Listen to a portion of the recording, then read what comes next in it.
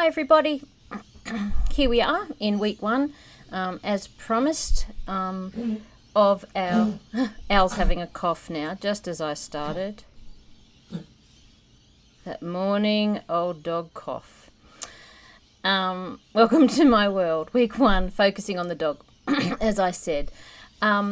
I'm going to be talking in this presentation about motivation and independence. I know I did mention that we were going to also talk about the alert behaviour in this week. And if we do, I'll do another presentation because it's just such a big topic, that's all. So I'm going to put this one out to you, see how you go with this, and then see if you want more, or where your questions are, and that will let me know. Okay, so as I said, focusing on the dog in this particular discussion, and for this week. So one of the things that's always really important to me is making sure that we all are first and foremost on the same page when it comes to what we're talking about. And I know this sort of sounds a bit silly, maybe to some of you, but if we don't get our words, our sort of, foundation words right, what we're going to be using and discussing, it can just be difficult when we get into the more complex areas. So when I talk about motivation in terms of scent work, I'm talking about the ability for the dog to keep searching until source is located, or the handler, calls the dog to stop. For whatever reason that might be. Independence is simply the ability to work without guidance from the handler. Okay. And even though we're not really focusing on training and the alert behavior in this one, obviously you're going to see variations of me training aspects of the alert behavior. So for me, an alert behavior is the behavior the dog has been trained to perform, and trained is, you'll often hear in the scent work world, does he have a trained final response or alert behavior, or is it just natural? And basically they're all trained. You throw a bit of food at a dog enough times after they perform a behavior, and you can say it's trained. But obviously what people are talking about when they talk about a natural alert is that they've not asked the dog to do anything that the dog didn't offer in that situation. So normally an untrained final response or alert behavior, so a final response is just another term for alert behavior, is when the dog looks back, whereas a trained response would be considered a freeze and stare at the point of odor at source, or a sit or a lie down or something like that. But they're all trained. So don't get led down that path. They've located the source, so the behaviour the dog has been trained to perform when they have located the source of the target odour they've been trained to find. So it's the final or near final behaviour in a behaviour chain, the search behaviour chain. And a behaviour chain, I was going to talk about this in depth, but I'm not really going to. But just so you know, a behaviour chain is just a string of smaller behaviours that make up a total behaviour. So if we think about our search behaviour pattern, obviously there is the waiting at the start line, the response to move forward into the search area on your cue to go find it or search, locating the source, blah, blah, blah, blah, blah. Okay, so yeah, that's what I mean by a behaviour chain.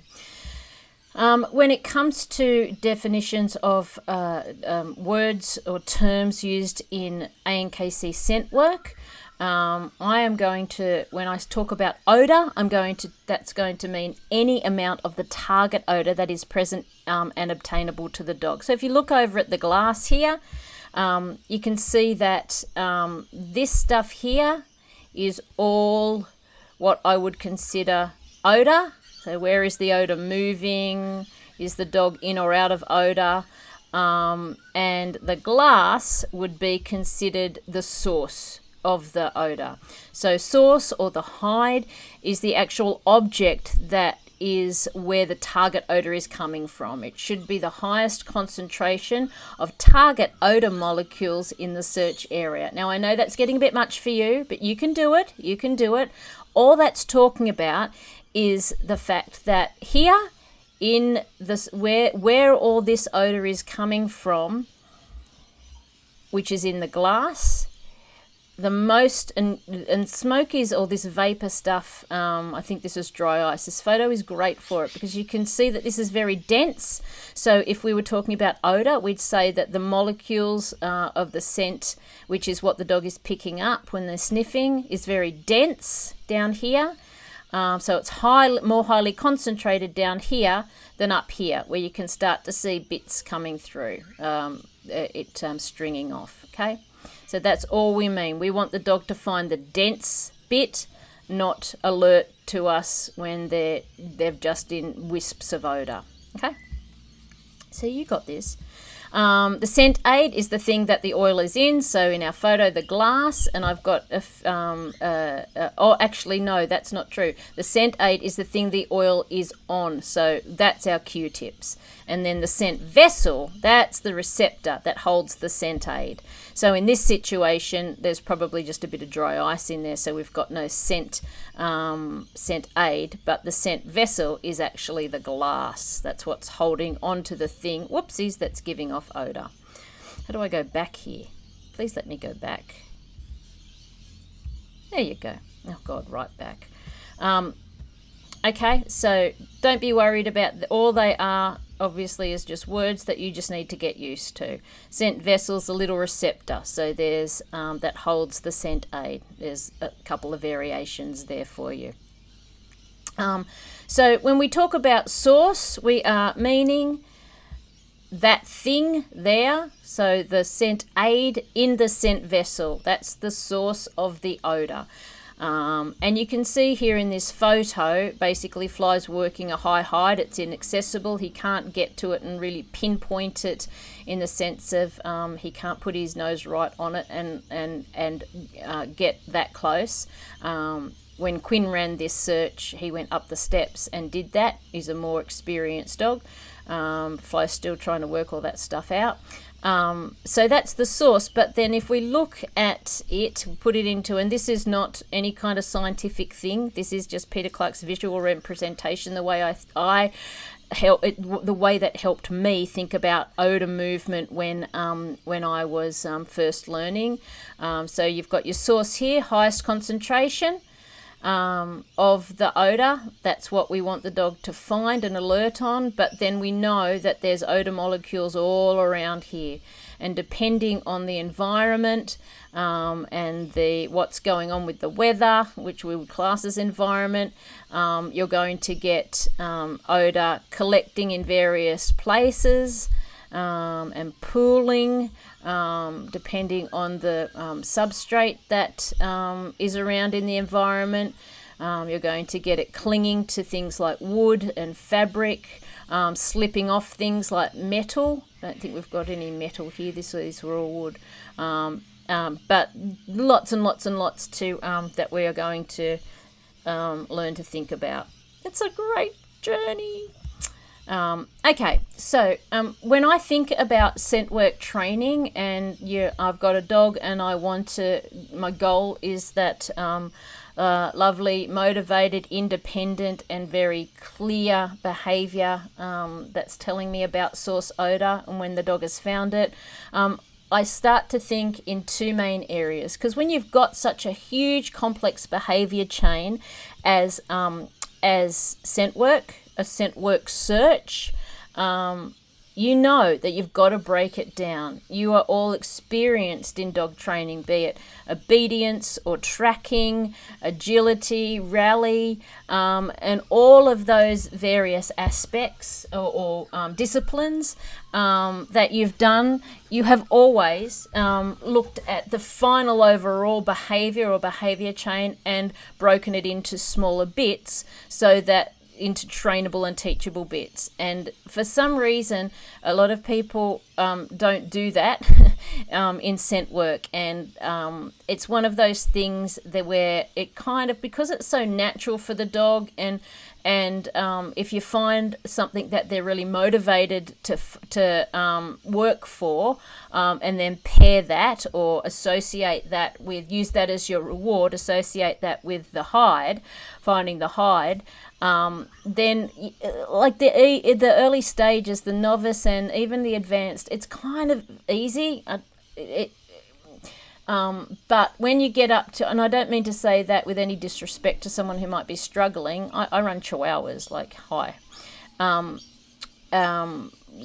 But you're in a situation where you can do it, but once you get into the higher levels, when the real show of the complexity of what a search can be like comes into play, if you haven't done your foundations right, it'll fall apart 100%. So that's why I'm here for you. This is the way that I think about it. I've been an animal trainer for many years, like 30 years professionally, and I've worked exotics as well as dogs. Started with dogs, God love, and this is just and I've done this for 7 years now, scent work particularly. And I've looked at a whole lot of ways of teaching it, and I love different opinions to help me gather better information and discard some of mine that stuff that I've believed that in learning I believe differently now, because I've had a better way to someone's explained it to me, or I've seen better ways. Always learning. So this is sort of a culmination of all of the stuff to date. Might change tomorrow, but to date, what I'm where I'm at. So I break it into two broader areas: practical hunting skills and odor obedience. So building both of those two things. So on the practical hunting skills side, and a lot of these cross over, it's not as black, it's not as black and white as all that, but it's not as purple and green as all that. There's a lot of blending. It's very technicolored. So even though I've split them, that's just for ease of our understanding now as we move in, but they feed, each of these areas that I'm going to identify feeds into, a lot of them at least, into both of these areas. So gaining experience of different scent puzzles is huge.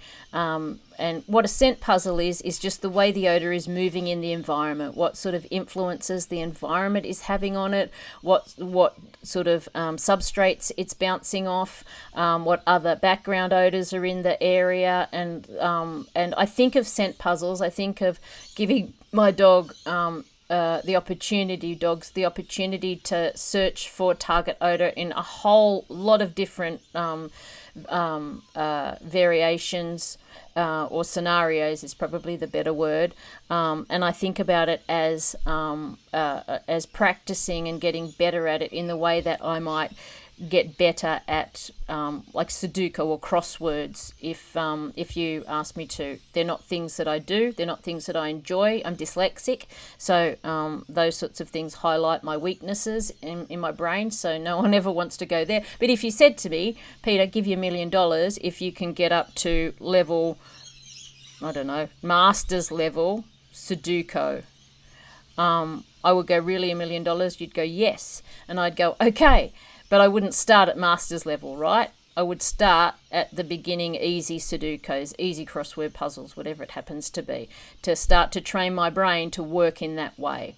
So it's the same with scent puzzles, and especially at the point where the dog has found around where the odor is, where source is, and they're trying to work out to really pinpoint it and follow it to source. So scent puzzle experience is huge, is really important.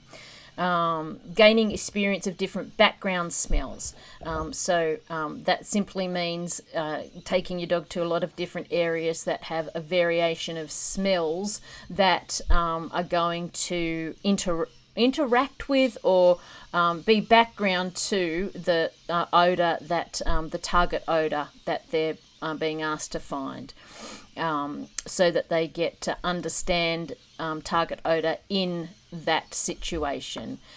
Gaining experience hunting in different environments just for the normal normal way that we would understand it. You go and do your training at the local park where there's other people with their dogs running around. You go when there's football on, and the dog has to concentrate and focus and learn to get practice dealing with all of those different environmental distractions, and obviously from a scent work perspective learns to be able to understand, create a library of experiences in its little head about odor, target odor sitting on wood, as opposed to target odor sitting on glass, because those molecules are going to act differently and not necessarily smell differently, but they're going to act differently. So the dog having an experience of those different situations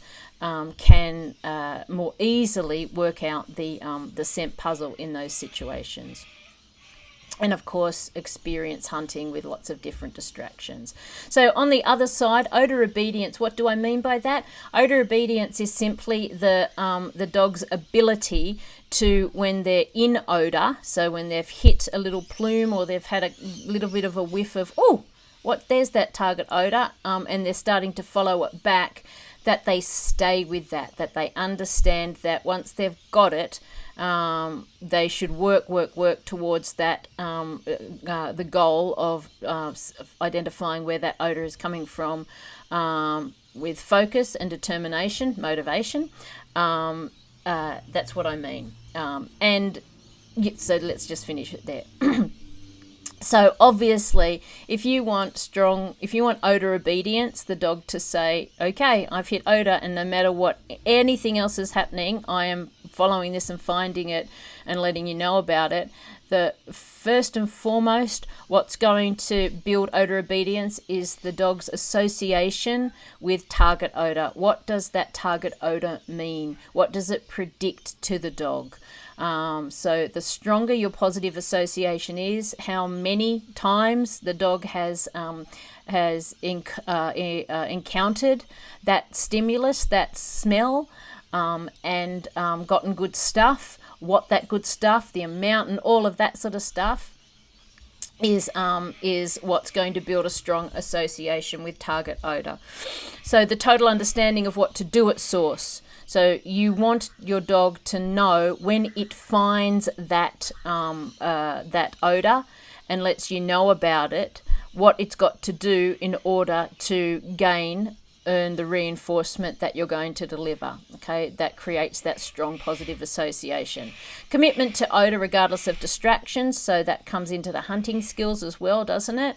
And commitment to odor regardless of distractions until released. So so when the dog has found odor or source odor, probably should have used a better word there, when the dog has found source and indicated to you that it's found it, I want my dogs to stay there until I've given them a release command. So I consider odor and being on odor as a stay command until you're released. Okay. And overall, all of these different areas that make up a wonderful search behavior that we all go, oh, I want my dog to work like that, is the huge amount of reinforcement history overall. Okay, so it's the same as every other behavior that you've ever trained. You want the dog to have a lot of strong positive associations with the odor and with performing the behavior, in order to get a really nice motivated search behavior in your dog.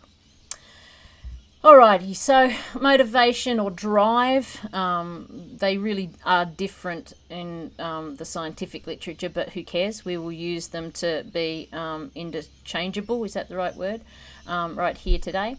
It's the ability to keep searching until source is located and reported, and they've been reinforced, or the handler requests the dog to stop. So that might be because you're timed out, or that might be because you have cleared an area you looking at your dog and you're thinking there's no odor in this area, there's no source to find, so I can tell by my dog's behavior.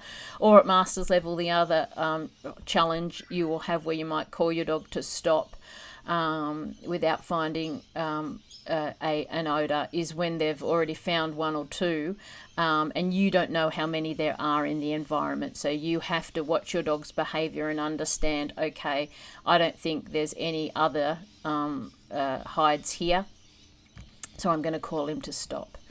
That's a little bit off for us. Thank goodness. Motivation to perform a behavior is built on, like every other behavior that you've trained, understanding what you are being asked to do. You can't be motivated to do something if you're confused about what that doing is, right? So a lot of people I see out there still say, he's a stubborn dog, he won't do it, blah, blah, blah. And I can see that the dog is a lovely little dog, but it has no bloody idea what's being asked of it because they haven't trained that level of clarity. They believe they do because the dog's done the said behaviour in a couple of different environments, but what they're asking of it right now is not understood by the dog. So you've got to really make sure that in every different conceivable setup, your dog understands what their job is. A strong reinforcement history, we've talked about that. And I just want to make sure that we're all on the same page here, because when you see dogs that are out there, and especially, as you start getting into this more, if you haven't already, you'll start to look at the professional working dogs, and they're crazy. They can be crazy, right? They're what you call high drive, that's what they want, blah, blah, blah. And I think you've just got to really stop and make sure that when you see that kind of behavior, that frenetic, busy behavior, you don't straight away say, oh, that dog's so motivated, so high drive, because motivation doesn't look like that. A dog can be motivated and be fast, but it might not be. It might not be the fastest. The most motivated and highly driven dog might not be the fastest at trial, but it will be the most focused, and it will exhibit that lovely self-control. And you know it when you see dogs that are out there that look really like happy and up and busy, and their behavior is jerky and sort of all scattered. That's not a motivated dog. That's might be motivated, but it's really confused. So again, you can't be motivated and give that motivation over to the goal at hand if you don't understand, if the dog doesn't understand what is actually being asked of it. So it's just important to remember that. So I always we're talking about behaviour, and behaviour is animals in action. It's not words on a bit of a slide or a bit of paper. So what does motivated hunting behaviour look like? This is what motivated behaviour looks like. Jesus! Trouble in paradise. Supposed to be a team.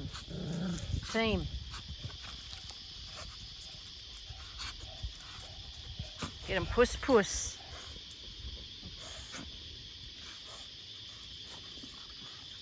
Good. Get him, puss. Great, eh? Get it, Spaz. Get it, feisty Spaz. Get it, Spaz.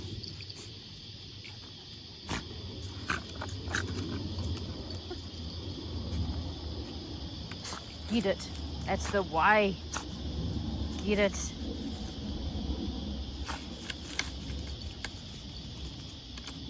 Enrichment.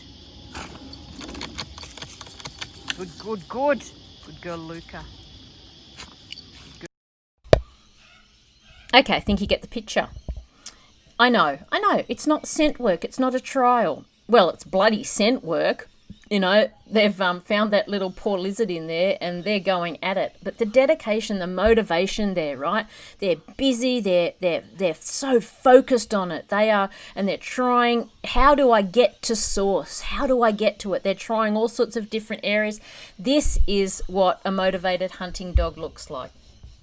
So I think that sometimes when we think about training and training in a specific environment and in a specific way, we forget that, and especially with scent work, this is our dog's world. We all know that. But you can learn so much from just sitting, taking your dog to a place like this, or just when you're out on a walk, just watching your dog interact with the environment. You know, you're going to get to a situation when you're trialing and it's an exterior trial and a dog pisses in the environment, or poops or something like that. On a walk, on lead, just around your neighborhood, you should start to catalog in your brain, what does my dog look like when he's on dog pee? What does my dog look like? You know, I play these games. I know, I'm a real nerd. I play these games where I think, where I watch one of my dogs smell, and they're obviously smelling pee or smelling a dog's whatever they've left behind. And each of my dogs are individuals, so some want to, like little Spazzy there, the little Chihuahua, he'll piss on anybody's piss, you know, but the others can take her or leave it. And it's really interesting to watch, okay, they're all on piddle, how are they all going to respond to it? And I want to start to be able to predict that Fly's not going to piss on this. Oh yes, he's going to piss on this one, because I want to train my brain to watch those tiny body movements and changes of behavior, because it's those changes of behavior that is information to me about whether my dog's on target odor and searching for the source of target odor, or if he's indeed gotten into piss odor and he's just looking for the final bit of drop that the vinegar hasn't covered up, you know. So you can start to build better training and better understanding anywhere. It doesn't have to be in a formal like setup here of a nose work or scent work training situation. Okay, here's this is a great bit of video for so many ways, but here's motivated hunting behavior, and these are the dogs after target odor. I think it's Bert.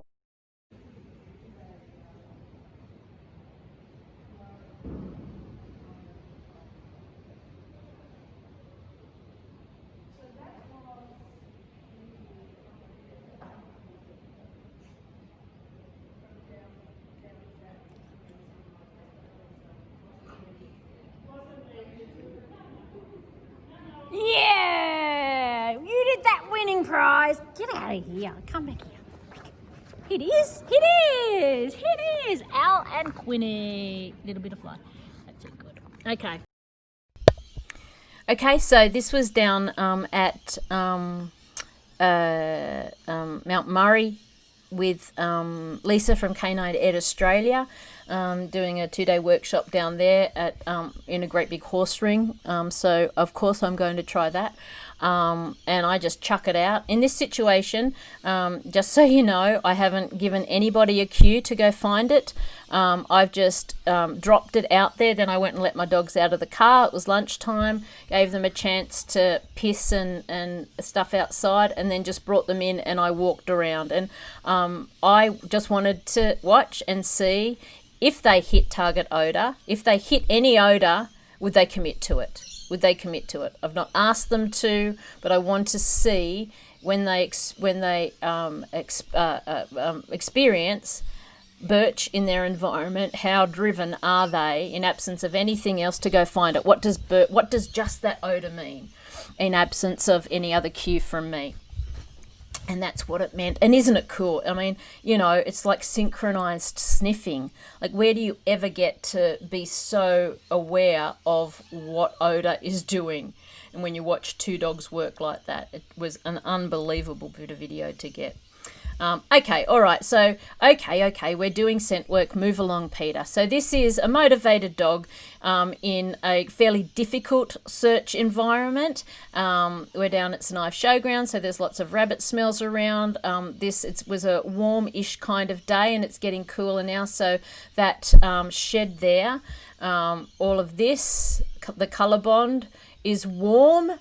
So it's collecting the odor. Now, I didn't put an arrow on this one for some reason, but the odor is right there. Okay, that's, well, the odor. See, I'm getting my words mixed up. The source, that's the hide right there.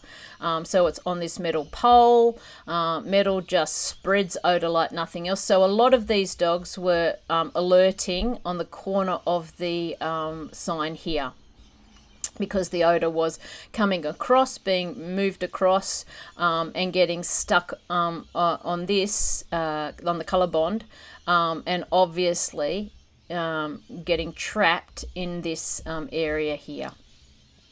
Like I said, it's, where is it? There. So it's high. You would never, I think, not even at master's level, you could get hides this high. Alrighty, where's the button?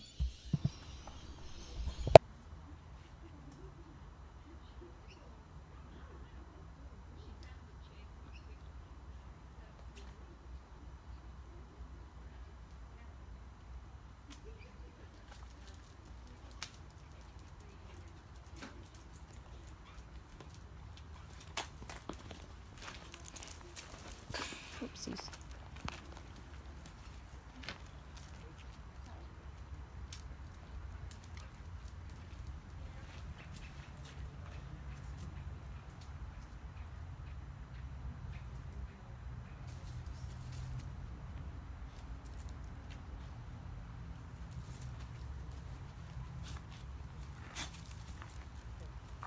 Nice little handling there.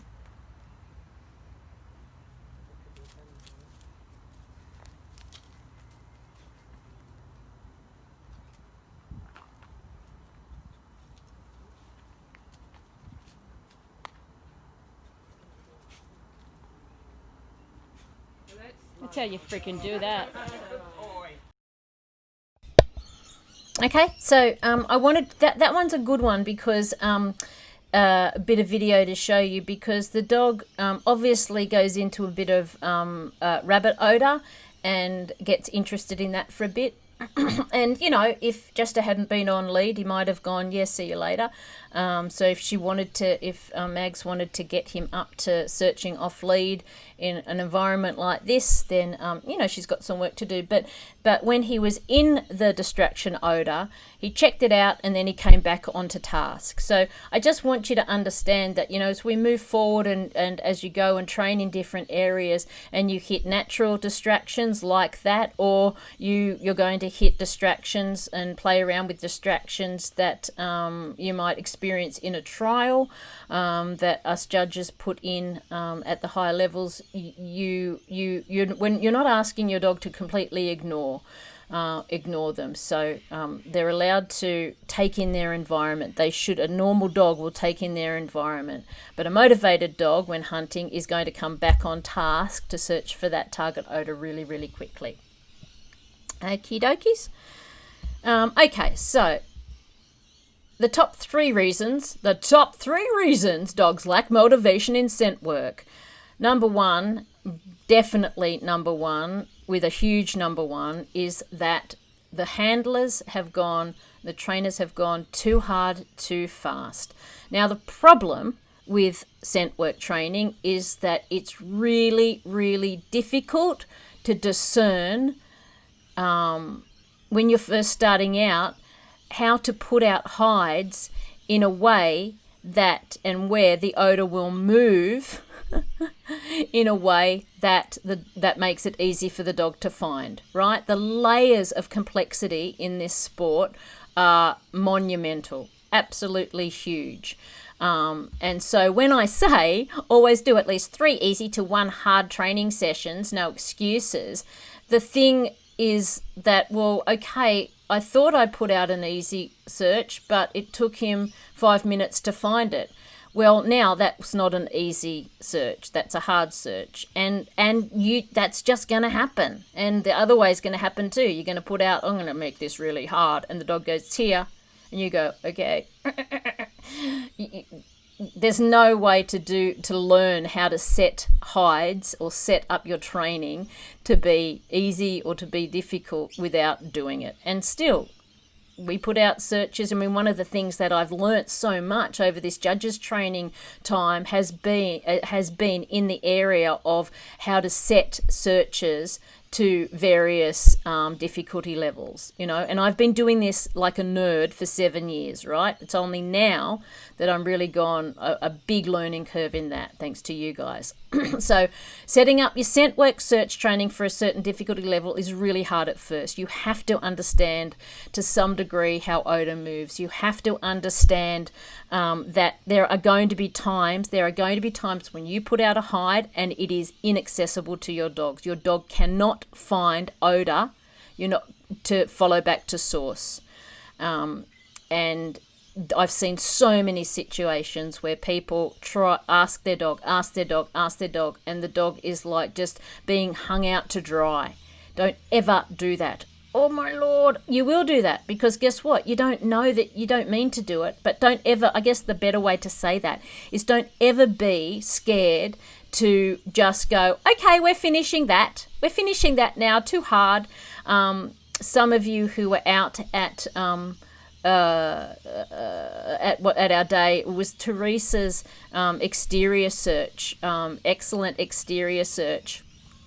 And I knew where the hides were, so I, after the judging had been done, I let Quinn run it off lead, and he nailed the first two beautifully. But the third one, which was on foliage on the hedge there, he had never experienced that before. He's done stuff on plants, but not a great big hedge like that. And because he was little, he could get through the hedge, and no one could see except me. He was looking all over the back of the secretary's hut, which is just, one of those demountables, and that would have, collected the odor because it's metal. But he just came back to me and he said, I know there's odor there, but I have no idea how to work that, Ma. No idea. And most people would tell you, just move a bit closer to it. And I call bullshit on that. Please don't do that, because so often you're going to move closer to the hide, but that doesn't mean that you're putting the dog in odor. Oh my God, that's such a big thing. Oftentimes, actually, near a hide, close to a hide, it can be, and especially exteriors, it can be a blank area, because the molecules and we'll talk about this more when we talk about understanding how to analyze a search area, because the molecules get carried out from the hide. So if you've got something that's a little bit high, and guess what? Everything's high to a chihuahua. So I'm good at this. I learnt this the hard way. It's going to carry out before it goes down those molecules. So you often get what we call a dead space in there. So anyway, I'll talk more about that later. Can you tell that it makes me pull my hair out? Breathe, Peter. So this is something that you're going to learn. So I say to people right at the beginning, before they've really gotten a good grounding in how scent works, and I'm still getting a good grounding, okay? This is complex, hard stuff. I use duration. I say use duration as your main criteria for now. So an easy search should take the dog less than a minute to complete. That's your criteria, okay? And you've got lots of different aspects you can work and you can train your dog in, which I'm going to show you in a minute, lots of different focal points. But if you say to your dog right now, anything more than a minute, and it's not a hard minute, it's like, you got to watch your dog's behavior, but you're going to just use that as your cornerstone for building up your searching training in different aspects, okay? So that means make them small search areas.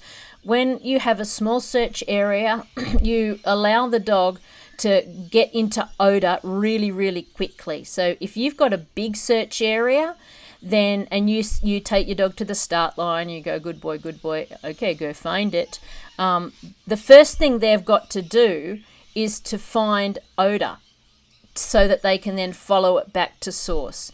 And that's a very, if you stay in there too long for a novice dog, for an experienced dog as well, but you've got to train that up, because basically you're saying to them, can you please go and find the smell cue that and find where it's coming from, and then perform the behavior that I've trained you to perform with that smell cue. That source odor is that highest concentration of odor molecules is a cue to perform the alert behavior. So you're saying to your dog, go find the cue, right? So do you start to see how it gets hard. So small search areas gives the dog the opportunity to access the odor, to find the cue really quickly, to give you that alert behavior. Accessible hides. What do I mean by that? An accessible hide for me is one that the dog can put its nose right on it. Right on it. An inaccessible hide, so the one that was up high, what Jester did, that we saw just a second ago, that's an inaccessible hide. He cannot get to it. But I want my dogs to have 99% history in their training that the hides are accessible. They might have to work at it, but it is accessible to them. So I want to build up that motivation and drive by having lots and lots and lots of accessible hides. So if you go back and think about the Quinn and Fly working that hide, or working the search in the horse ring, that's obviously an easy accessible hide. They can get their nose right on it.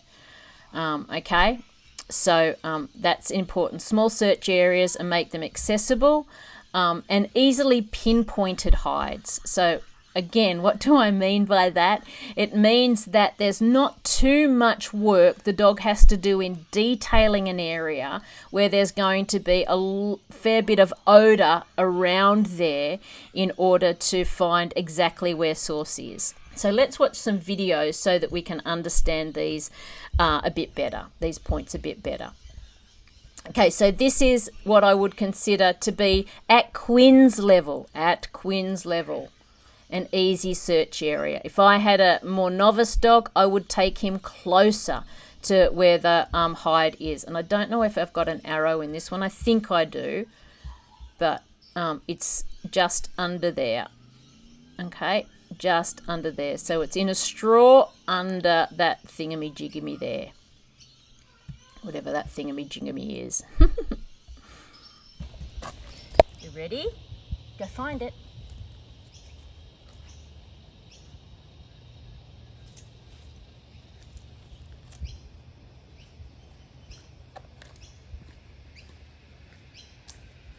Good boy, Quinn. Good boy. That was perfect. That was perfect again. You're the winning of every child. And I think I've doubled up here. I think I've got... Ready, go, ready. I don't know what I've done here. Oh, okay. I know what I've done. Okay, so let's watch that again. I forgot that I had these things here. So just to help you start to understand the search behavior chain. Okay, sorry, I forgot I had builds. I've been so fancy with this. So watch it again. You ready? So I'm going to give him the cue that hides there. There's my cue. He's searching for odor right now. Now he hits odor. Now he's following it back. Now he's pinpointing, and there is his alert. And I always want my dogs to stay at source until I give them feedback, and that's the reinforcement, right? Good job. And my okay is always what I use to say you can leave that hide now. Okay, here's Al. Again, I've probably put fancy builds in. So there's the odor there. I give the cue, she's off and she's searching. She's looking for the odor. La da da dee dee da da. Looking for it. She hits it in a minute. Follow and pinpoint. Ha ha! And there's my pinpoint. I got a little bit long. Hang on. Let's just watch that again. My computer just was a bit slow. So she's out. I've given her the cue. She's out there looking for it. She comes back and she hits odor there. Whoa! And it was an easy find. Oh, my computer's just slow with my builds. Oh well. I probably built it in wrong. Sometimes I forget. Okay, and did you see my feedback? Did you see it? Did you see my feedback? It wasn't one bit of food, was it? No, it was this rain from heaven. Do you see how I'm building up the positive associations with that odor? Yes, yes, yes. You're starting to understand. Okay, so I've just got to far out. I've done it again. I've just got to cross through. Yeah, something's happened with my builds. Let me just watch it again. She's looking for it. There's my change of behaviour. And it's right there. And there is my you got it feedback. Pachui. I do a lot of tossing. It's the most awesome thing to do. So I've just got to cross through the search thing here, because when I think about an easy search, and I've just done it with the alert, alert behavior here. How do I get out of this thing? Fancy. I have put the crosses through there just to help you understand. To make it really easy, I want to reduce the amount of time that the dog has to look for. Every time I put my cursor up there, it comes back. Look for the odor to follow it. I'm going to minimize my alert behavior, so you could see that my timing was exquisite, and Al just had her nose on it, so she didn't need to. I'm teaching her to lie down because I've not done that before at odor, but I didn't worry about that there because I wanted to really enforce, as she's sniffing that, all that food came in. So I also, and I've got a glory, I had a bigger one. I don't want the dog to wait too much. So you see the difference between what I did there with Al. Sorry, I have to watch it again. And what I did with Quinn. With Quinn, I waited and I moved around. I wanted him, he's got more understanding and more history of reinforcement, understanding that when he hits it, he's to stay there. Whereas Al hasn't got that at the moment. If I waited, my builds aren't working. Come on, builds. If I waited, she would just simply, here it comes. She would just simply start to paw at it and all of that kind of stuff. So I'm not ready for that just yet. When I'm working on that, I'm working on it completely different, in a different setup. I'm not getting her to really search much at all. Okay, so I'm breaking it up so that I can train up each of those individual areas before I really put them together. Okay, so this is a nice little diagram, infogram, I think they call them, about how I see right at this moment a search behavior and the different parts of it. So too hard, too fast. I want you to break that search down into trainable parts, make it easy, and have a focus for each of your training sessions. Okay, so it could be that you're working on, I'm building up the cue, go find it, and the dog immediately goes to odor, pinpoints the source, and you chuck in food, or you click your clicker, or you ask for a down if you're training a particular alert behavior. But you're focusing on that. You're not asking the dog to do a big bloody search and then it pinpoints source and goes, oh, God, thank God I finally found this. I'm feeling pretty good about myself. And then you are waiting for this alert behavior, which you've never really properly trained up anyway, but you're putting it in this great big chain. So the dog's like, oh, come on, she's waiting for the behavior. And she goes, oh, maybe it's not it then, I'm off. And off she goes. So you've got to learn to break down each of these aspects and then put them back together. Okay. So what have I got here? A definition. Oh, I did keep this in. So a search behavior chain. Remember, a behavior chain is just a sequence of individual behaviors that, when they're performed successfully in order, are resulting in the reinforcement. So that's what it looks like. You've got go find it. Then you've got, here, look, I can do this fancy thing. You've got go find it, off the dog goes, looty-dooty-doo, they're searching for odour. Where's odour in my environment? Can I find it? Oh, look, I found it. You see a change of behaviour. They will go into odour, and now they're following it, and they get narrower and narrower. You see their feet stop to move, but their head's still moving around, and they're sniffing, and they go, oh, there it is. They give their alert behaviour. And you come in and give feedback, and how long you've trained them to wait for feedback is a really important part of this behavior chain. Okay, so I consider it 3 separate areas, though. That's just a way to think about it, right? Okay, so too hard, too fast. This is what I wanted to see. So this is where I focused most of my behavior, my training on, and I might even take out that alert behavior. So I want to follow odour and pinpoint source, follow odour and pinpoint source. This is where I focus a lot of my training. Yes, the dog needs to know how to tell me, and definitely once it's told me, it needs to wait and commit to odour, commit to source until I've given the feedback, and that's a separate thing. And obviously, it needs to understand the cue from me. But more important than anything, I need a strong association between the odour and the reinforcement and what to do to get that reinforcement. Okay? All right, so again, here's just another example. Here's my focus on this one is just, so this is out the back. This dog, Sparrow, knows this area really well in terms of background scent and what to experience in that environment, right? So I'm making it, the environment is really easy because the task is a bit harder because of the movement of odour in around the foliage and all of that kind of stuff. And I don't know if I've put my pointer on again, I can't remember. So it's around here somewhere. Find it.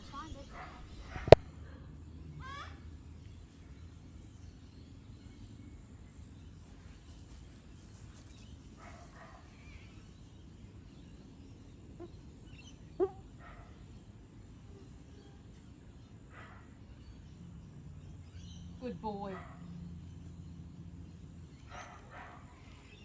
Excellent. Good boy. That's it. Okay, that's a training session right there. Now I might do a couple of reps here, but I'm only going to do a couple of reps if I'm working on something specific.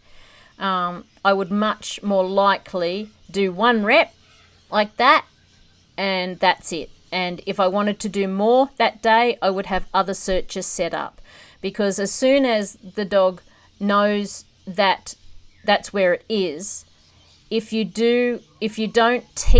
aren't really sure that they understand that it's the odor that's the important thing, not just going to this particular spot and performing this particular behavior, then you can really get yourself into some poo. But you can get yourself out of the poo as well. That's why I'm here. But I don't do reps on the same hide.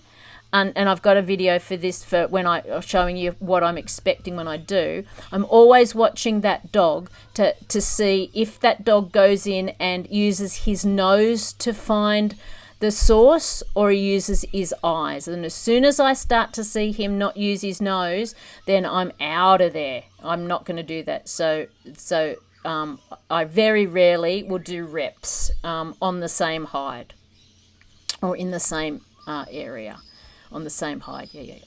Okay, so here's another one. So this is me focusing on my alert behavior, which for my guys, oh my God, it's just been, I think they've been asked to do a million different things. It used to just be the look back, because I started with canine nose work, and then I started to see in my dogs and everybody else's dogs get what I call drive-by alerts. So they would just go in and go, yeah, it's around there, give me the food, and they'd orientate back to us, because that's what we were paying. bleh. So it's just a bit more of a freeze now. So I've set this up, and I'm going in there going, I am paying alert behavior, which is just a freeze and orientation to source. And watch his little ears too. Like, his head stays there, but he's listening to me, right? He's not, he's got everything working. God love him.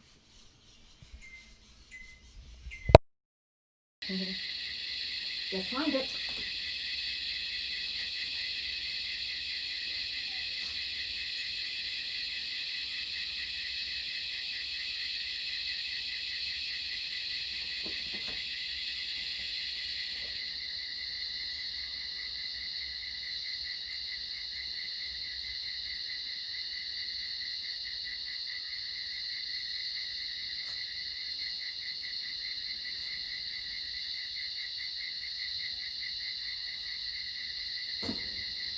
Good boy. Good boy.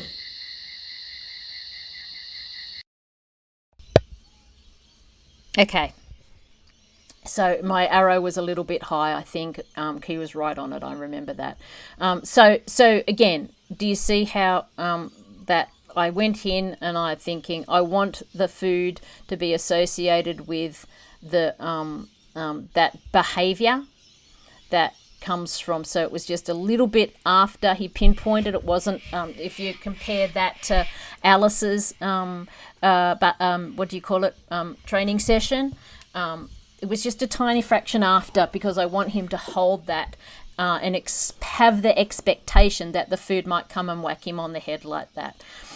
You need aerodynamic food. You really, like, throwing is just awesome. And even if you get your aim wrong, it gets better. The other thing that I'm going to point out with this is that, with this search, is that it is what I would call an obstructed accessible hide. The obstructions, I've got all of these things here that not only grab hold of the odor, and see him sniffing over there, that would have had odor in it. This I thought might have had a bit more, but I think the environment was carrying the odor out this way more. But he had to work to get to source. He couldn't just, like at the horse arena with Quinn and Fly, they could just go straight up to it, right? He had to work out how to get into it. So these sorts of exercises, whoopsies, damn, I picked the wrong one. These sorts of exercises, just go back. Let's just watch this again. These sorts of exercises are vital. And again, do you see how easy it is? But the complexity is in him having to navigate to get close to it.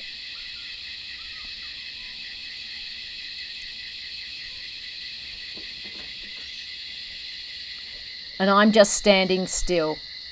So I'm very conscious of what I'm doing as well, but that'll be next week, where I'll pull you apart at that.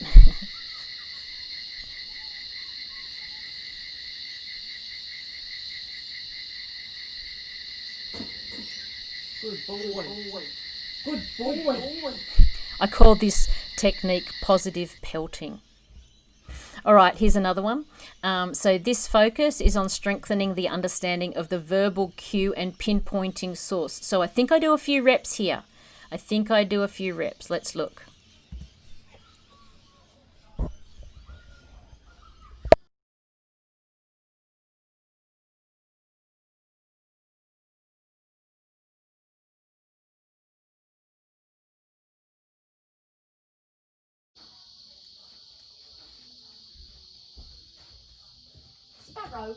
Sparrow.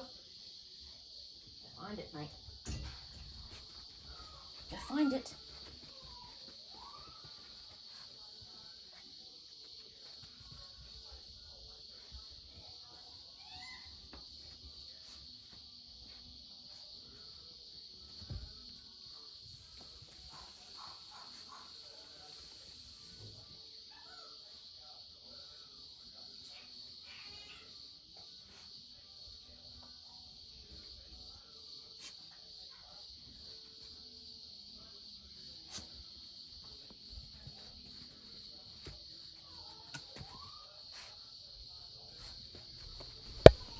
A lot of this behavior is him just checking where it's been before in here.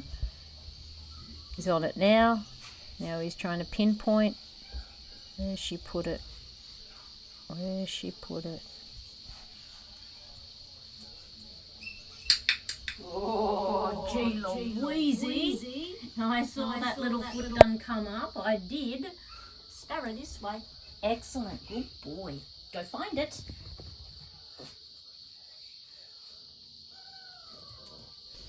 Ah, that's why I put this one in. So this is what I mean about understanding the cue and understanding the behavior. So this dog's gone into operant mode, right? He's gone into, we've done a lot more training of do this, get a click, as you'll see in a minute. Then odor in here. So this is where I start to realise I've got to fix my Go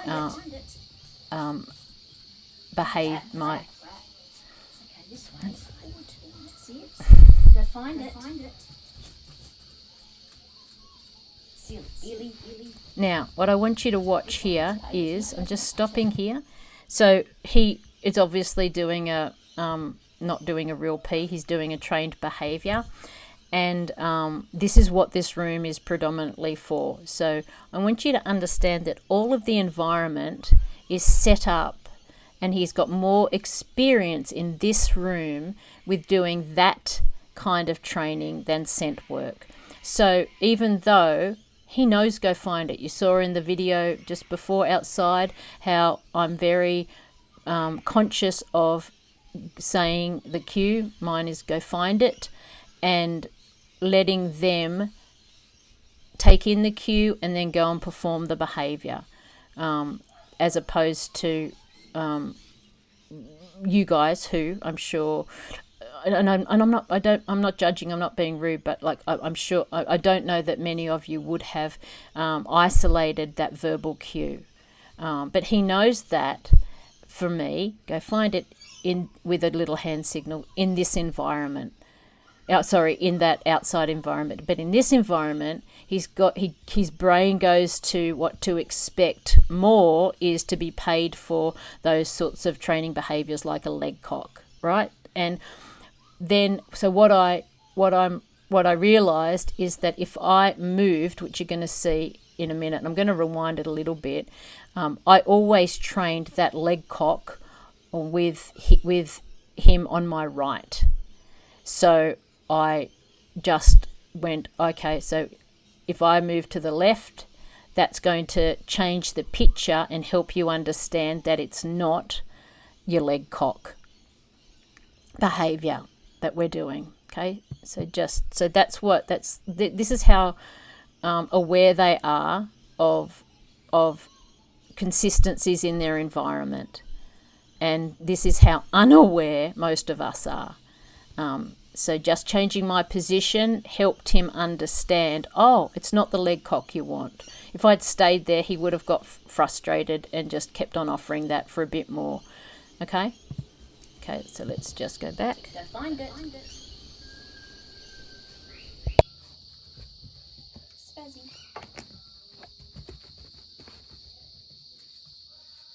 Good boy, that's it. Go find it. Go find it. Good boy. Very good. And this way. That's it. It's tricky business. Go find it.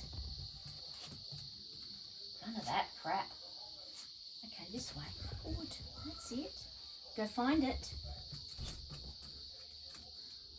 Silly Billy.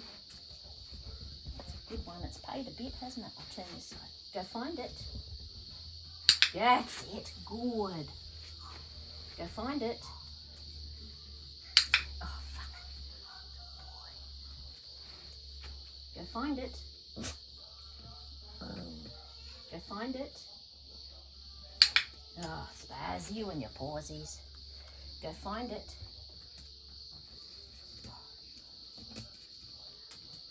Good. Go find it. Good man. Go find it. Good boy, Spaz. Really good man. Go find it. Go find it.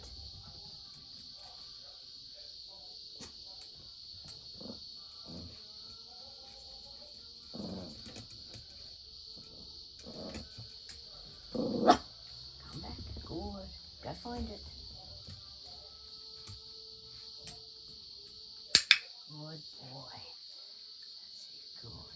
Good boy, Spaz. Good boy. Good. Go find it. Not that. Come here.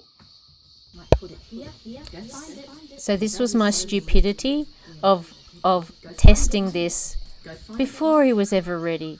So this is exactly how I trained the leg cock, right? Dumb idiot. Dumb idiot. Dumb idiot. We all do it, right? We all do it. And I should have, so I should have finished ages ago. But is that breaking this dog? No, it's not. So do you see how you just give it up? Like if you screw it up, oh, dearie me. He got some good information in there. Could it have been a better training session? Yes, but I also got information too. Don't ever forget that every training session that gives you information as well as the dog. And you get more information when your dog does it wrong, and you take the effort to look at yourself and look at your training and look at the dog's experience and understand what's gone wrong. That's where you become a really good trainer. Analysing, and we're going to talk about that later on, I think, in week 4 or something. Anyway, okay, so this is another training session. Hope you're getting the idea of how I train. Pinpointing source and discrimination is my focus. So I don't know if I I thought I used more arrows. It's somewhere around there. And basically what I'm going to do, what you're going to see me do with this one, is come on in when he finds it and move it around. Move it around. Now this is really hard, okay? This is really hard. You've got to have a good, you've got to trust that your dog really understands source and not fringing, which means that they alert on the odour that's just around the source or the hide. So I'm really helping him to discriminate that what I want is source odour, and it's with smell. So I'm using a straw here. The thing that was in the drawer that you saw for that last one when he was cocking his leg was a silicone straw. They're excellent. And the more that I can put hides in situations like that don't have a visual component, the more I make my dog use its nose. Okay? So yeah. Alrighty then, let's watch this.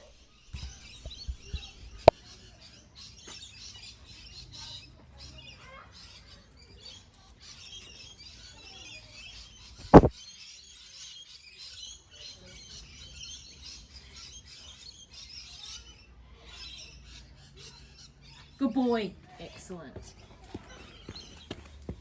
Good boy. That's good. Waited too long.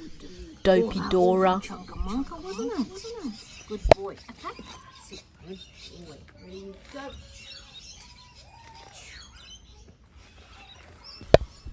So I toss the food away so I can get in and get this thing out that I had a little bit of trouble with.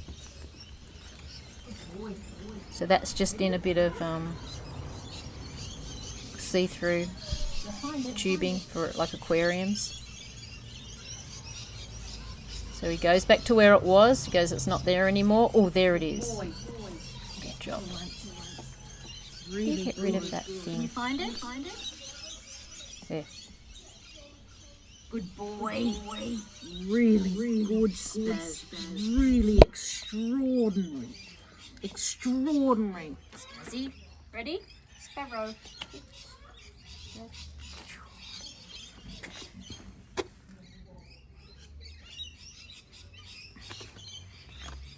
Boy, one more. Did it land in poo? You're alright, you don't have to eat it. The bit of food landed in a poo. Poor Spaz.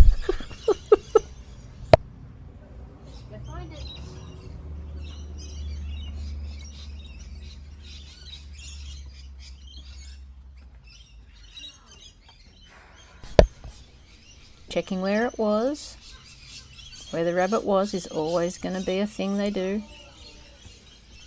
Yeah, just moved it. Bloody hell. How many times do I have to find this thing?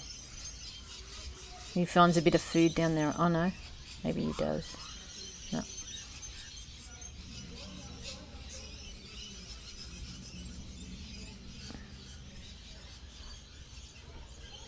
So there's a lot of odour around there at the moment. Good boy.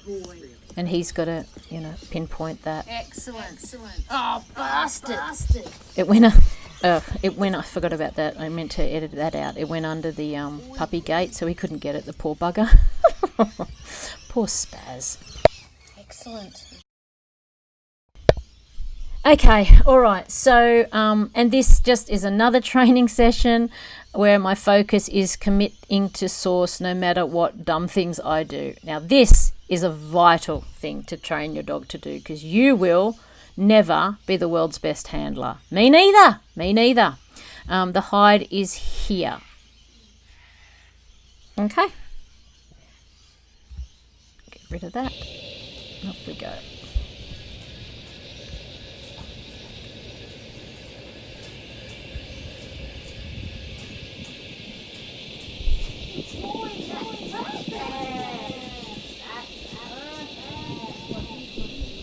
So this is really teaching my dog to commit to source. And do you see how he wanted to go back there then? That's great. I missed that on the day. Just saw that now. So just watch. And I've just built this up over time. His alert behaviour is basically to hang there, a slight pause. And I'm trying to build that up, but I only want my alert behaviour to be obvious. So this is why it's not my alert behaviour encompasses not just a behaviour, but a stay there until your moron mother comes back and pays you. Or, I'm just going to say this, it's probably not unnecessary, but if my dog false alerts, I'm going to be in a situation where if they false alert and they give me that, and they give me that behaviour where they're like convinced that they're right, I am going to go back and look. And normally it will be an inaccessible hide that they screw up on. And I've screwed up on it in the sense of I've probably put an odour in there or something like that. But if they think that there's and they commit to a decision, I will go and open up that container, open up that box, open up that drawer and show them, basically say, well, where is it exactly? Where is it? And it's the most hilarious thing when you see them go, oh, shit, I was wrong. Because they will be wrong. They're not perfect. Just like you will be wrong, they will be wrong. So understand that. Alrighty then. The top 3 reasons dog lacked motivation in scent work. 2 and 3 are sort of the same thing. I had them separate, but basically they're the same thing. And it's this point of that what you are using as your reinforcer is crap. It's not worth it. It's more effort than it is benefit. So you can consider that weak association to odour. What does that odour mean when I find it? What does it predict is going to happen? If it predicts smacko, a pussy bit of smacko or kibble, for the most part, then that's the sort of effort that you're going to get. And it's great if your dog loves kibble, but most dogs don't. And it's everywhere I see it. Reinforcement that people give is crap for the most part. Cheap as chips, I've said there. Pay with at least, and again, this is a rule just to give you do this so that you be as a generally most dogs will find this highly reinforcing as you move forward to work out what's best for your dog. So I've say to people, give at least 3 hunks of something like roast beef, roast lamb, roast chicken, dried fish, dried hearts, anything that they don't get at any other time and that they absolutely love. And this is a make or break one. if you don't create a stronger positive association to the target odor, it's never going to work for you. It's never going to work as well as what it could. So you've got to focus on creating a strong positive association to target odor. And that overall will improve everything about your search behavior. You're still going to have to go in there and fine tune aspects, but you want to be able to have the dog know that that odor is so worth the effort. Absolutely, totally. And hunks, a hunk is not a scientific definition, but a hunk is a piece of food that your dog can easily swallow with 2 chews. So a hunk for Spaz is going to be different than a hunk for a Labrador or a Border Collie. And obviously, if they are more toy motivated, that's something you can use as well. So make sure that really what you've got for them is really worth it. Okay, off my soapbox. Here's some fun thing. So if you're not sure how strong your dog's association to the target odor is, here's a little test that you can do. You go into one of your rooms that they've done some work in before, and you put out a hide, and then you watch them work it. And you watch just their behavior overall, and when they find it, you give them what you normally give them. And then I want you to take the hide out and go and put a hunk of chicken in there, or their favourite toy in the same room, and G them up a little bit, and not in the same area that the hide was in, because they'll just go to that area first because they go to where the rabbit was. But in a similar space, and just watch the difference. If you see your dog amp up a considerable notch, you've got some work to do on strengthening your odor association. Okay? Alrighty. So again, here's a training session, and I'm just focusing on that odor is awesome. You find that, and it is just going to be the best thing in your world. Sparrow. Spazzy. Can you find it?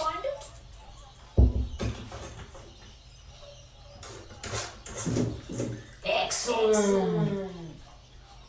That's good. Get it? That's dinner for Spaz. Here's another one. This is odor association and starting to work at staying at source. Why should I stay at source? Because good stuff will continue to happen. Oh, sorry, it's under. You'll see it in a minute. It's in there, under there, and he expects. You saw his behaviour. You see my aim's not perfect? I don't care. Find it. She's just checking to where it was the other day.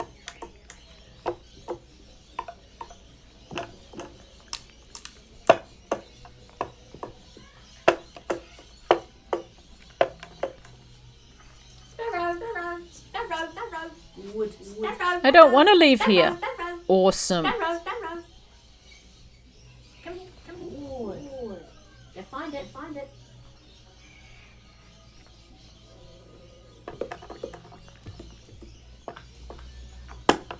Good boy. Good boy. Okay, come on. That's it. Good boy. That's it. This one. This one's busy. Ready. Go get it. Good boy. Go find it. Go find it. Go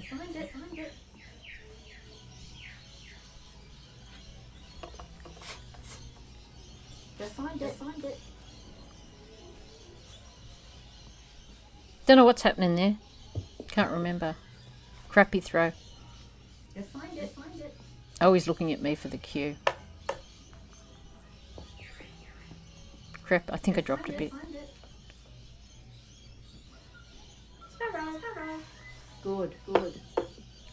That was me stuffing up a little bit, I think. Find it. So, no one's going to do perfect training sessions all the time, right? Good. Now he's starting to think it's more about a behaviour. A bit of food got stuck. He's starting to think about its behaviour now, and I'm very much watching his nose here. So I think I change it around and just move it out. But anyway, you get the gist. Like, that's what I did that session. And again, that was Spazzy's dinner. Here's another way to do it. These boxes are fantastic, but the same kind of thing.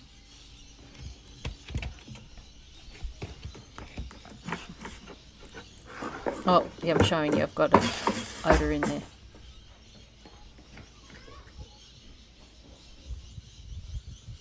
Boxes are great to help with your, like, if you've got shitty aim. My goal is to hit the dog. Positive pelting.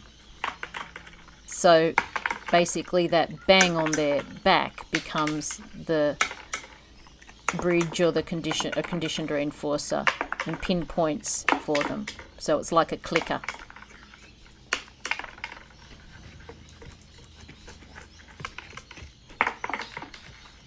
So all this is doing is setting, it's doing magic. It's obviously creating an association of good shit happens in presence of the odor, but it's also creating an expectation of where that food is coming from. So can you see my freeze behavior developing? Oh yeah.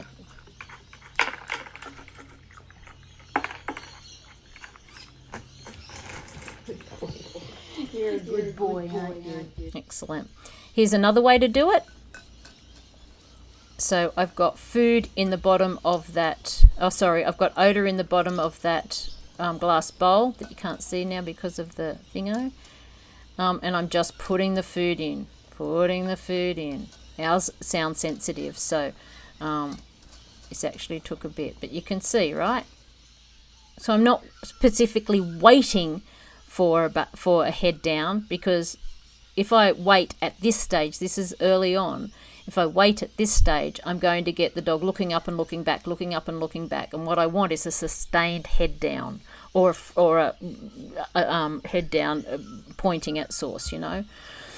And the other thing that is so very important when we're talking about motivation and independent searching and all of that kind of stuff is confidence building. And I do a lot of my confidence building with the dog searching for food. I put odor out of the way and I do searches for food. So don't let anybody tell you, or let them tell you and then nod and smile and walk away knowing better, that that food searching and searching for food in absence of the odor is huge for teaching dogs to overcome fears and lack of confidence and all of that kind of stuff.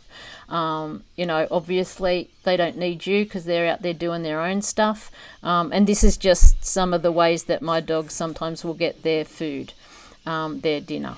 Okay. So it's really important to understand that this is such a valuable exercise for a lot of companion dogs that will come along to club and need to benefit from nose work or scent work. This is just so fantastic for them.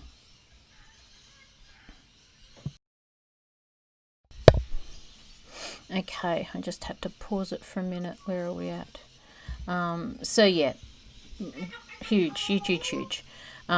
I've just put a link there to a presentation that I did for the Lemonade Conference, all on nose work for confidence and therapy, scent work for confidence and therapy. So if you want to look at that, you can. I think it's an hour and a half. I can't remember how long it went for, but it's quite good. Quite like it. And it's my favourite thing, you know. It's really, I love training the intricacies of scent work for competition, but more than anything, what got me, what got me hooked on scent work was that therapeutic aspect and what we can learn from our dogs about it in scent work. Sorry, I just had to wrap Quinn back up. Okay, So that's there for you. So a few other things that you can do to build motivation. There's so much stuff, and I haven't given you specific exercises I can do, but I wanted more my style as a teacher is to inform, give you information to help you self-discover. So I can definitely do some video of these if you want to, but you can pause and read that at your leisure. And just quickly, it's not going to take as much to get through as the motivation, because basically if you go back and watch all of those videos in terms and think about them now in terms of independence, you'll be able to see how I work it in. I do a lot of off-lead searches. I just let the dog do their work and come in as a paying machine. So independent search behavior is built on experience searching off lead. Definitely. Even if you are the best handler in the world, and even if you have the best handling technique with your lead, the dog knows it's on a lead. So experience searching off lead in safe situations is just a huge thing, so important for independent searching. Motivation, definitely. Your dog's got to want to get out there and do the behavior. Clear communication, criteria setting, that comes with motivation, obviously, and understanding what the job is, and a strong reinforcement history. There's that little one again. So I want you to understand, though, that realistically, as much as we talk about independent search behavior, we want that of our dogs, we are never going to have a dog in what we're doing that is totally independent of our influence. Like I've just put a picture of a search and rescue dog up there. You know, these are dogs that often, if they're working off lead out in huge areas, they chuff off and they can be, kilometres away from their handler to alert back to them, depending on how they've been trained and what they've been trained to do and all of that kind of stuff, of course. But independence is of itself is just not something that we want from our dogs 100% in a scent work environment, simply because, can you hear that bird out there? Bloody bird. That's my African grey. The truth is that nose work, scent work is a team sport. This is team. It's not just about following your dog and doling out the treats. I think I've said that already. They are always aware of us. And we can use that to our benefit. Here's a nice little example. This is a good one. This is down in Tasmania, a great handler and her dog. So I'm just going to stop this. So see that mat there? Oh, look, I'll use this fancy thing again. That mat there, I've put that there and I've told them they're not allowed to cross it. Because I want to see when I go and do stuff out at around the place, and I work with people who already have a level of training on their dog and a level of understanding.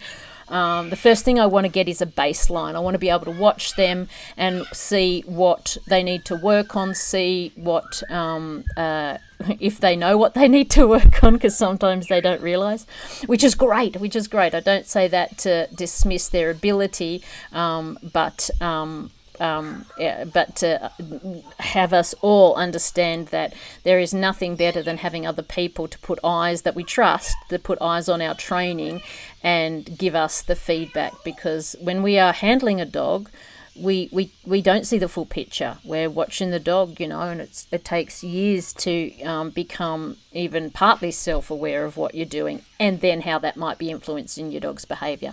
So I wanted to see how dependent their dog was on their handler. So that's what that mat is for, and it's a great exercise to give yourself a target, send your dog off to search, and see what they do, see how far they get away from you, how long they keep searching before they check big hen, blah, blah, blah, blah, blah.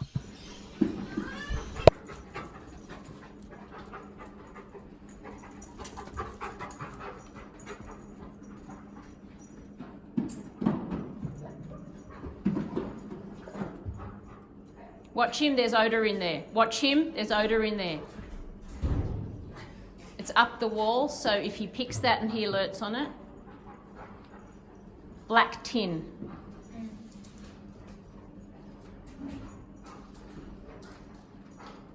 And you can move him into the search area by moving down this way. No, come this way, because that's not actually the search area. It's just come this way, trust me, come this way. Bring him down here, That's it. Good job.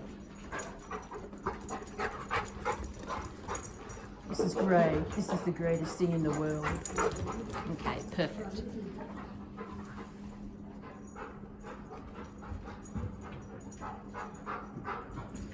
Yeah, that's it.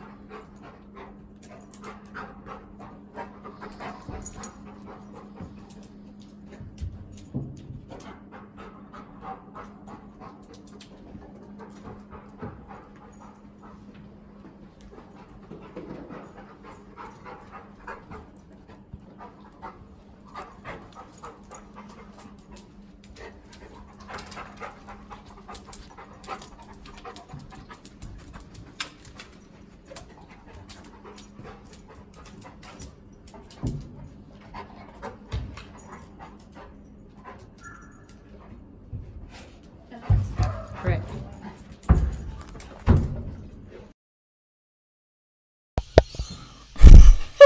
No, right. It's great. It's so great. Riley. My name's Riley. So I love that video. At first it very much looks like he's independent. He's working independently. He comes back to her. Remember, I've asked them to stay there. I want to see what the dog does. And he looked fairly independent, but then by getting her just to step down into that environment, down towards the camera, more into the search area that we wanted him to be in, I just had an odour in there, which is probably a stupid setup, but I just wanted it to sit for a couple of hours, which is why it was there. It was the last run we did. So I think can you see how he was so influenced by her position, and at first not looking like he did, and it was a nice example of an alert behaviour as well. Yeah, excellent. Okay, so how do you get experience? How do you give a dog? What do you call it? Independence, make them understand that they're in control, and blah blah blah, all of that kind of stuff. Well, honestly, like I said, all of the exercises that you've seen that help the dog with their motivation is also going to help the dog with their ability to understand that they can get out there and move you around the search area, as much as Flo's got waking up sounds, as much as they will follow you as well. So it's kind of like a give and take. It's very much a dance, and also too, I think you could see with most of those searches that I did are off lead, and I just stand right back. Most people crowd their dogs when they're handling, but we're going to talk about that more when we focus on you next week. So this is me running both Fly, who was very inexperienced at this point in time, and Quinn on the same search, and just the way that I move them differently around the area. So I'm just going to turn down the sound there. Flysy's off, and Flysy's checking me. Now, can you see how I've basically started to move straight away, and how he's responding to me more than I'm responding to him? But it's ebb and flow. I'm not crowding him. I'm not asking him to be close to me. We're working as a team, but basically I have to move him into the search area a little bit more than you will see me work with Quinn. Dog, that one. Weird as they come. Okay, so here's Quinn, same search area.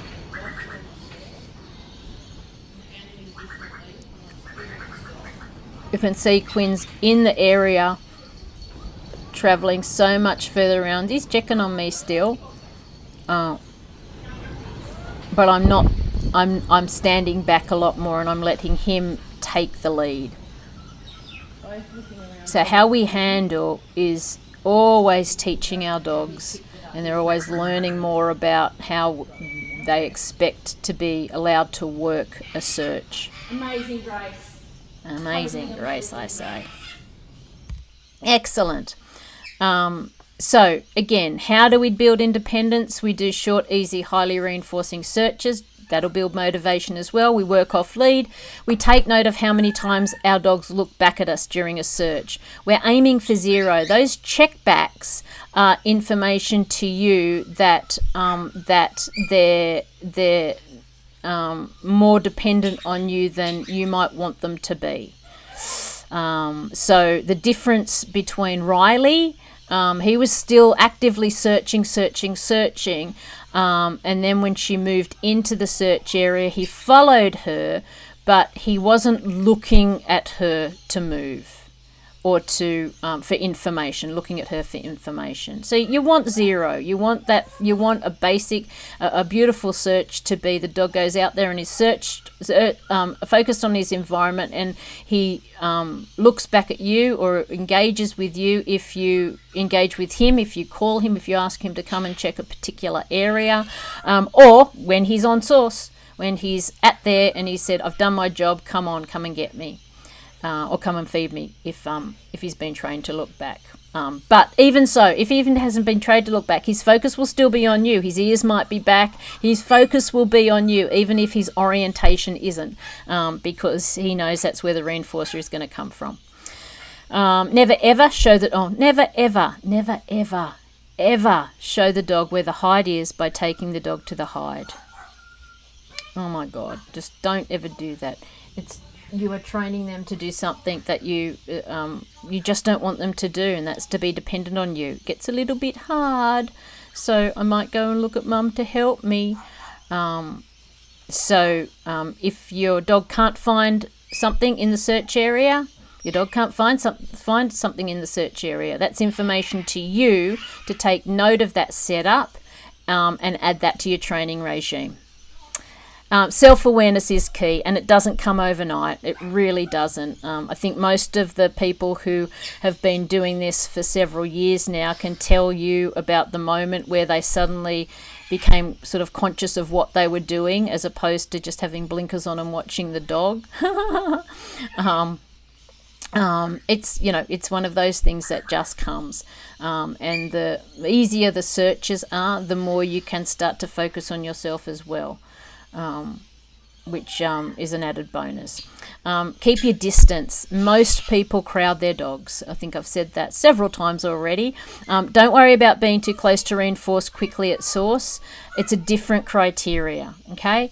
So when you're focusing on independence, you can chuck the food. You can use a bridge. I do use a clicker when I'm working on something specific, but the first thing that I want my dog to know that I'm going to come in and pay them comes from my mouth. So you hear me say things like, "Oh my Lord, you did great," and that's when I'm going to come and step in.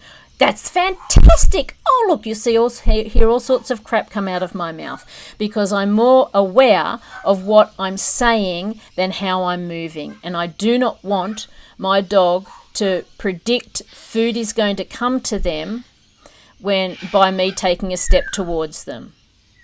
Does that make sense? And if it doesn't, we can talk about that more.